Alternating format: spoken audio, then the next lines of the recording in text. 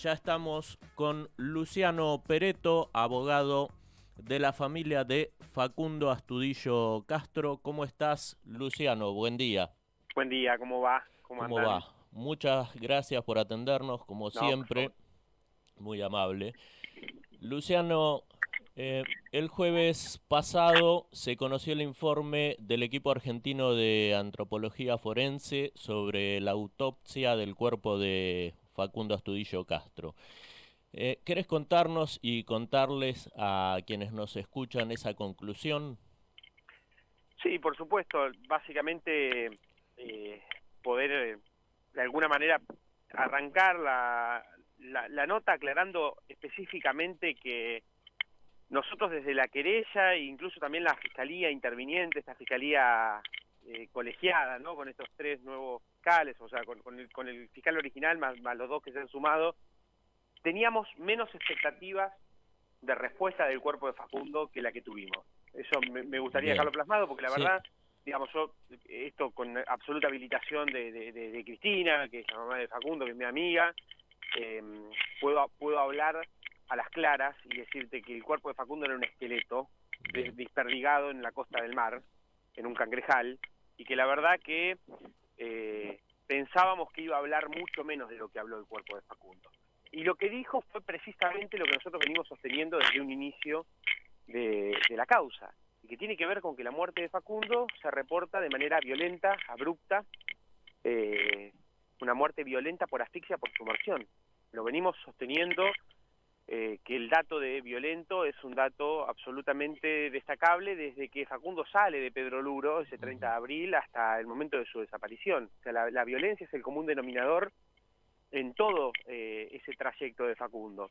Y lo cierto es que las otras dos hipótesis, que de alguna manera el informe desliza desde el punto de vista estrictamente antropológico, tiene que ver con la hipótesis o del suicidio o la hipótesis del accidente, junto con la del homicidio.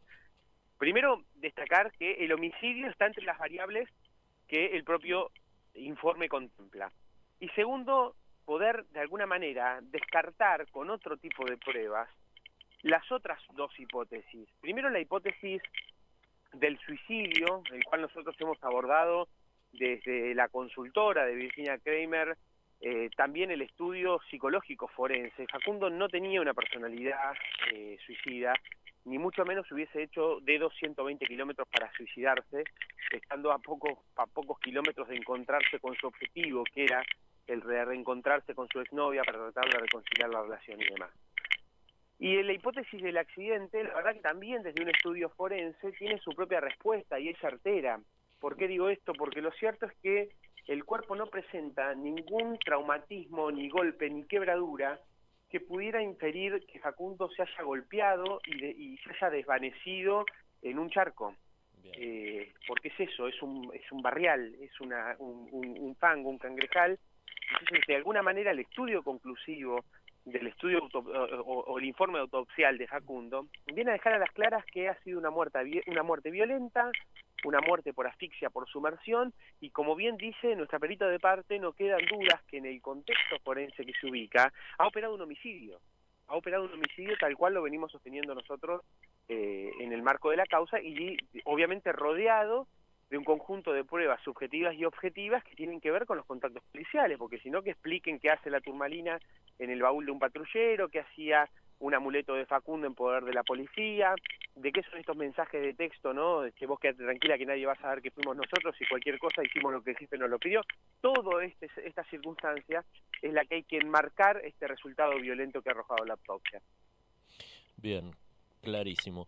Vos sabés, Luciano, que esta aclaración que hiciste en el principio de la nota me da pie. Estuve leyendo algunos medios de comunicación nacionales y me detuve en la frase textual que te voy a citar del diario La Nación, que me llama mucho la atención porque hubiera estado piola que te llamaran o que los llamaran y les preguntaran, porque textualmente dice así: el resultado de la autopsia decepcionó a la querella promovida por la familia de Facundo Astudillo Castro. En absoluto. Y me parece, viste, que como que se toma la atribución de mostrar ese sentimiento a los lectores en nombre de ustedes, ¿sí? Porque vale la aclaración esta que hiciste. En absoluto, nosotros el único punto, digamos, que Virginia Kramer ha firmado en disconformidad o dejando alguna salvedad, tiene que ver con este fenómeno que voy a hacer por ahí capaz que impreciso porque no es propio de mi ciencia, pero es lo que me ha referido a mí Virginia y de alguna manera yo lo traslado, es este fenómeno del pin tics o el fenómeno del diente rosa, y que me gustaría por ahí tomarme unos segunditos para poder decirte en qué consiste. Cuando se produce el estudio autopsial, hace 30, 40 días atrás, se reconoce la existencia de un fenómeno en los dientes, en la dentadura de Facundo, que tiene que ver con un tinte rosado que tienen los dientes. Para que vos te des una idea, cuando las muertes son tan violentas, tan súbitas, el caudal de sangre sube a la cabeza tan rápido que ingresa a los capilares de los dientes y el paro cardíaco se produce antes de que esa sangre pueda salir de los dientes. Por eso, de alguna manera, la sustancia hemática queda alojada en el diente y se produce este fenómeno rosado. Esto en casos como el de, por ejemplo, Lucas Casco, la misma perito forense odontólogo que intervino en la causa de Facundo, ha sostenido que este síndrome del pink teeth o del diente rosa tiene que ver con muertes con participación de tercero, porque esta muerte tan súbita, tan violenta, tiene que ver con que una fuerza extraña, una tercera persona, tiene que haber implicado esa presión para que esa persona muera de esa manera tan brusca. Esto está filmado, está grabado cuando en el estudio autopsial Virginia Kramer resalta esta circunstancia y es asentida por la forense odontóloga en el sentido de asignarle a eso carácter de súbito, violento y con participación de tercero.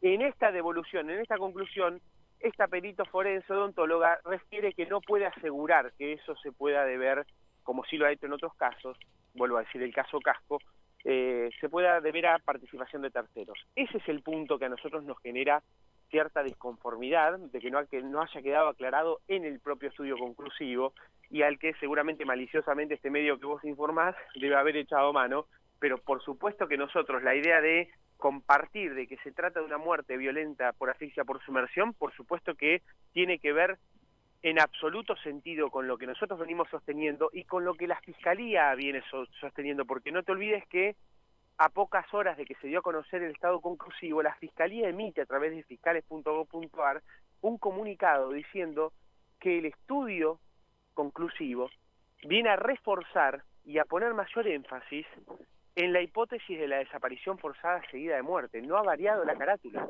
Esto quiere decir que seguimos en la misma línea de investigación. Bien. Nacho. ¿Qué tal, Luciano? Buenas tardes. Hola, Nacho. ¿Cómo va? Qué bueno lo que estás aclarando, porque uno, leyendo, recién Marcelo hacía mención al diario La Nación, pero uno leyendo de los distintos medios de comunicación no tiene esta noción que vos estás dándonos. A ver, la hipótesis que algunos medios de comunicación están sosteniendo, y esto lo voy a resumir, y de alguna forma seguramente me van a faltar algunos elementos que se estén diciendo en algunos medios, pero más o menos yo lo resumo de esta forma. Facundo fue levantado a la ruta 3 por la testigo H, ¿no? Y a pedido de Facundo la bajó antes de llegar al fitosanitario porque quería evadir ese control. De allí Facundo se va caminando, esto es la construcción que hacen algunos medios de comunicación. Sí. De allí Facundo se va caminando por un sector entre la ruta y la ría con destino a Bahía Blanca a fin de evadir ese control del fitosanitario. ¿Por qué ustedes descartan esta hipótesis? Bueno, son varias las cosas. Primero, quiero agregar algo al comentario, ¿no? Incrédulamente estos medios tutilan Facundo se ahogó, ¿no? Y de alguna manera son los mismos medios que debemos hacer una trayectoria de información, son los mismos medios que en su momento decían que Facundo estaba vendiendo medias y bolsitas de nylon en el barrio de su exnovia, que Facundo estaba jugando con unos pibes al fútbol atrás del Hospital Pena, que Facundo había sido visto por esta testigo GA, que había dicho que no tenía dudas respecto de que Facundo estaba aproximadamente el 15 de julio en la esquina de la casa de su exnovia. Todo esto, digamos, a estos medios siempre lo ha dejado bien toda la información, los dejó en la puerta de su casa la información que tiene que ver con tratar de desvirtuar la desaparición forzada de Facundo. Básicamente nosotros no abonamos a esta hipótesis, primero por la manera en que llega la testigo H a la causa. La testigo H llega a la causa casi 100 días después de la desaparición de Facundo. La testigo H en su declaración no puede asegurar que haya viajado el día 30 de abril. En las lectoras de patente, en los informes manuales de las lectoras de patente, la testigo H no aparece que haya pasado por el fitosanitario el día 30 de abril. Dijo que iba a hacerse unos controles médicos y hacer rehabilitación ese día, cuando el centro de rehabilitación al que refiere ese día estaba cerrado por pandemia. Refiere que al supuesto Facundo lo levanta en el acceso a Teniente Origone y el cruce con la Ruta 3, cuando en realidad González, quien es el policía que de alguna manera viene a abonar esta coartada y que entre sus cosas tiene anotado el nombre de esta señora de la testigo H en una agenda de anotación personal, refiere que lo levantan en el kilómetro 750, es decir, 7 kilómetros más adelante camino a Bahía Blanca. Esta testigo dice que González estaba acompañado por otro efectivo masculino, cuando González en su declaración dice que estaba solo. Esta testigo dice que el patrullero estaba perpendicular a la ruta, cuando González dice que el patrullero estaba paralelo a la ruta. Esta testigo dice que el mayor Buratovich había por lo menos 4 patrulleros haciendo control, que la frenaron y le pidieron el permiso, cuando por ABL del propio Ministerio de Seguridad de la provincia de Buenos Aires, en Buratovich, ese día 30 de abril nunca hubo más que un patrullero en el acceso a Mayor Buratovich. Con lo cual todo esto es lo que desvirtúa esta hipótesis de que la testigo H realmente, yo siempre digo lo mismo, la testigo H o miente o se encuentra confundida, ¿sí? O es decir, o es parte de este entramado de encubrimiento, o la testigo H le plantaron un falso Facundo días posteriores para tratar de desvirtuar la llegada a la verdad, ¿no? Y no es la primera vez que pasa, ha pasado en el caso de Daniel Solano, donde pusieron Daniel Solanos en la terminal de ómnibus diciendo que se volvía a Salta y demás días posteriores a su desaparición. Por supuesto que todos estos puntos que he relatado son los que abonan a la hipótesis de descartar la teoría del accidente como válida en la causa. ¿Tenés idea qué distancia hay entre la ruta 3 y el sector de las vías donde estos medios dicen o suponen que Facundo podría haberse caído, accidentado y ahí haber fallecido? 12 kilómetros, aproximadamente 12 kilómetros. O sea, Facundo se aleja de la ruta 12 kilómetros mar adentro para tratar de llegar a Bahía Blanca, cuando habiéndose apartado, por ejemplo, 10 metros, que es lo que divide más o menos las vías y demás, podría haber caminado sin ningún problema. O sea, lo que yo quiero indicar es a contrario de toda lógica de persona que usa su razón, encarar el mar para llegar a Bahía Blanca, meterse en un fangal para llegar a Bahía Blanca. Es imposible. La profundidad, y con esto termino con esta parte de esta hipótesis planteada en algunos medios, la profundidad de la ría donde aparece el cuerpo, en ese sector donde podría él haber caído supuestamente, ¿qué profundidad? O sea, ¿se puede ahogar una persona ahí? ¿Cómo es el territorio? Solamente hay agua cuando hay sudestada. Para que ustedes se imaginen, solamente hay agua cuando hay sudestada. Después es un fango, es un cangrejal, es un lugar barroso, un lugar costero, como típico, ¿no?, de nuestra zona acá. No nos imaginemos un mar con playa tipo Montermoso, no. Imaginémonos un lugar de irregularidad donde se generan riachos y riachuelos, y en ese lugar hay agua cuando se genera una sudestada, una crecida extraordinaria. Por ejemplo, el día que encontramos el cuerpo de Facundo, el cuerpo de Facundo estaba en tierra sin presencia de agua, con lo cual para nosotros es todavía más improbable todavía que se haya podido generar un accidente, un ahogamiento por accidente en barro. Junto con el cuerpo absolutamente deteriorado de Facundo, se encontró una zapatilla en un estado de conservación distinto, ¿no? Se encontró una mochila con los 2 celulares que pertenecerían a Facundo, el propio pantalón de Facundo. Todos estos elementos están siendo peritados. ¿Ya tienen algún tipo de resultado sobre esto? No tenemos resultado. Los celulares han sido sometidos a un proceso de secado antes de tratar de conectarse para poder tratar de recuperar. en esto digo lo que me cuentan que es el procedimiento, se los pone como en un gel que absorbe la humedad para tratar de reconectarlos y poder salvar esa información que puede llegar a tener. Lo llamativo es que los dos teléfonos celulares de Facundo estaban adentro de la mochila, con lo cual su mamá refiere que esta no era una práctica de Facundo habitual, es decir, él no, por lo general tenía un celular siempre en su bolsillo y el otro celular que era como una suerte de celular secundario, es el que tenía por ahí capaz que en la mochila. La ropa que ese día llevaba puesta Facundo aparece dentro de la mochila y esto es reconocido no solamente por la mamá, sino por su amigo Daniel, que es con el último que cena, y alrededor de las 4 o 5 de la mañana se va de su casa y dice que la remera de Boca que aparece adentro de la mochila es la remera que Facundo tenía puesta esa noche. Y rompe en llanto Daniel en la declaración testimonial al ver el estado de esa remera, que está absolutamente deteriorada por cuestiones extrañas y no por cuestiones climáticas. Tiene agujeros adhesivos. Perdón que te interrumpa. La ropa que encuentran de Facundo en la mochila es la ropa que él tenía puesta ese mismo 30 de abril en las fotos que están ahí en el patrullero. Ese mismo 30 de abril, ese mismo día 30 de abril que tenía puesto ese jogging con el cierre, la remera de Boca y demás, es la que se encuentra adentro de la mochila ese día. Cerrada la mochila, cerrada, y está toda la ropa ahí adentro en circunstancias muy llamativas. Quiero ser medido en lo que digo, porque si no después vieron que la jueza me denuncia y me procesa por develar datos sensibles en la causa. Esta causa es un colador, se les coló el ADN, se le coló 48 horas antes del resultado, pero el único denunciado que hay en la causa actualmente soy yo porque dice que filtro información, pero la ropa estaba realmente llamativamente adentro de la mochila. Falta plata, falta el teléfono de Facundo, por supuesto que, perdón, el documento de Facundo, sí estaba la licencia de conducir, y esto está siendo todo analizado en el marco de la investigación de la causa. Todavía no tenemos resultados de interés en esto, pero de por sí ya las circunstancias que rodean las cosas que se encuentran dentro de la mochila son absolutamente escandalosas para contribuir a la hipótesis de la desaparición forzada. Bien. Luciano, te corro por un momento. ¿Por qué se eligió la página de YouTube de Amnistía Internacional para brindar la conferencia de prensa?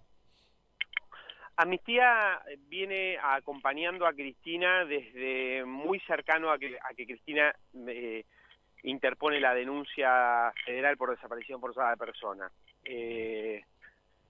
La verdad que es un organismo que para nosotros tiene una doble importancia, primero por lo que representa en materia de confianza de Cristina principalmente. Es un organismo en el que confía, en el que se recuesta en momentos difíciles, que sus agentes o sus directivos son personas que le han contenido mucho a Cristina.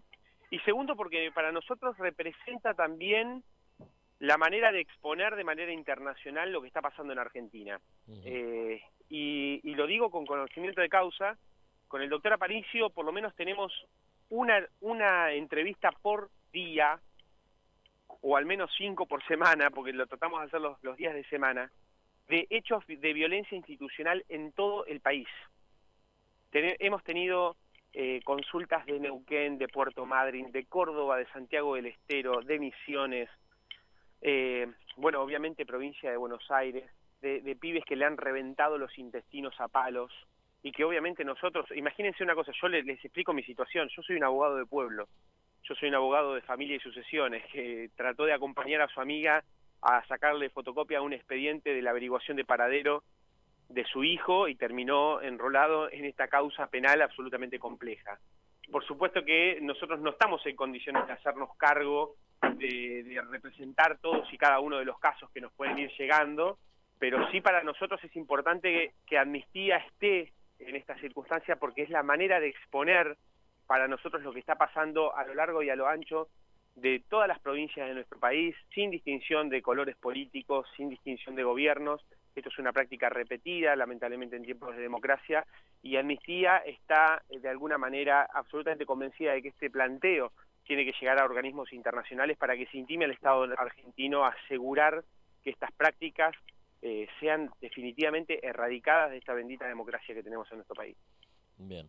Luciano, ahí en la conferencia vos nombrás el mensaje que apareció, que le llega a Sosa de otro policía, en el que se dice, si se hace el pajero, bájalo.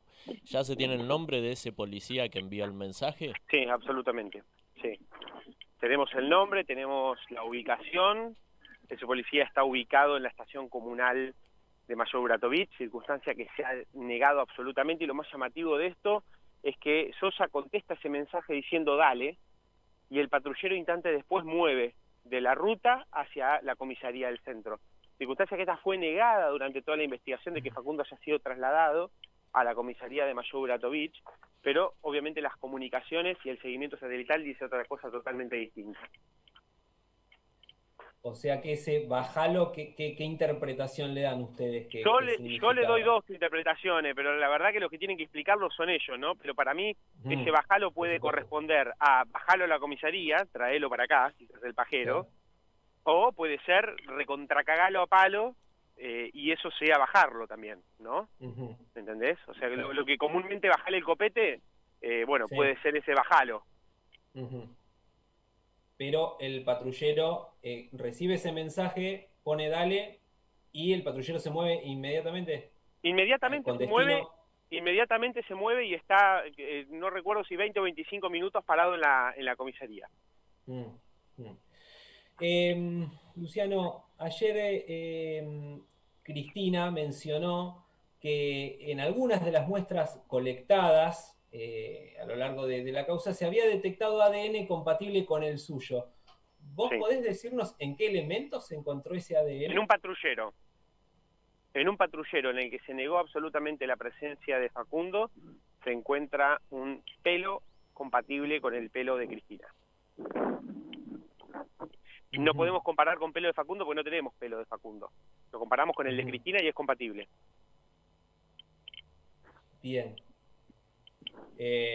¿Podés decir que patrulló? O sea, no vos decís hasta donde vos puedas. No lo puedo decir, pero de verdad les digo con absoluta sinceridad que en uno de los patrulleros en los que siempre se negó el contacto con Facundo, se encontró un elemento piloso, es decir, un pelo, que es compatible genéticamente con la composición del pelo de Cristina. Y que, por supuesto, esta prueba no se termina acá, ¿no? Por eso mi reserva. Si se terminara acá, les digo qué patrullero es y se acabó, pero por supuesto que esta prueba no se termina acá y forma parte de pruebas mayores que se están produciendo entre las 48 y 72 horas. Yo esto se los quiero aclarar. Probablemente cuando hablemos el fin de semana que viene, vamos a tener un giro importantísimo en la causa y por eso de alguna manera trato de ser prudente con la información que otorgo, porque va a haber un giro importantísimo en la causa en materia de pruebas en las próximas horas. Justamente esa era la pregunta que te iba a hacer, Luciano, ya que durante la conferencia de prensa, en el segmento en el que habla Cristina, nombra que a ustedes les han llegado algunas pruebas y te iba a pedir, pero bueno, sé que no se va a poder probablemente, si nos podías adelantar algo sobre esto o darnos una aproximación sobre esto que estás nombrando. A ver, lo que hay es una dispersión de pruebas en las próximas horas enorme, que tiene que ver con elementos que han llegado a la causa. Obviamente que si las estamos difundiendo es porque tiene que ver con la confirmación de la hipótesis de la desaparición forzada seguida de muerte violenta de Facundo, pero que tiene que ver con una dispersión de causas y lo que nosotros denominamos pruebas secundarias, porque es decir, estas medidas de prueba que se han pedido y que se han otorgado y que se van a producir en el marco del expediente, por supuesto que se desprenden en principios de otras pruebas. Tiene que ver con haber encontrado este elemento piloso, tiene que ver con comunicaciones telefónicas, tiene que ver con situaciones escandalosas, tiene que ver con aparatos de geolocalización. Por supuesto que todo eso va a ser, yo creo que el momento más revolucionario de la causa va a ser las próximas horas. Bueno. Teniendo en cuenta esto, Luciano, teniendo en cuenta que un poco después de los resultados de la autopsia ustedes se reunieron con esta fiscalía colegiada y les ratificaron que la principal hipótesis es la desaparición forzada seguida de muerte, ¿a cuánto estamos de un llamado de indagatoria? Yo creo que la causa estuvo, nosotros los abogados decimos a condición suspensiva, es decir, estuvo en stand-by esperando la confirmación por parte de la autopsia de que se confirme que Facundo murió de manera violenta y por asfixia.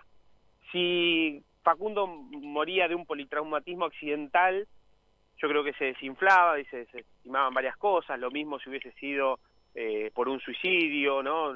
Pero la muerte que ha arrojado el estudio conclusivo es muerte violenta por asfixia. Esa es la condición que para mí ha liberado que en la causa suceda lo inevitable, que es la imputación. Yo creo que estamos muy en el corto plazo de empezar a hablar de las primeras indicaciones de responsabilidad penal en la causa, porque no aguanta más la causa. Ustedes verán, explota de pruebas en contra de la policía bonaerense como autores y responsables de la desaparición forzada de Facundo, y esta situación que no se puede contener más necesariamente tiene que canalizarse a través de imputaciones que para mí van a ser en el corto plazo. Bien.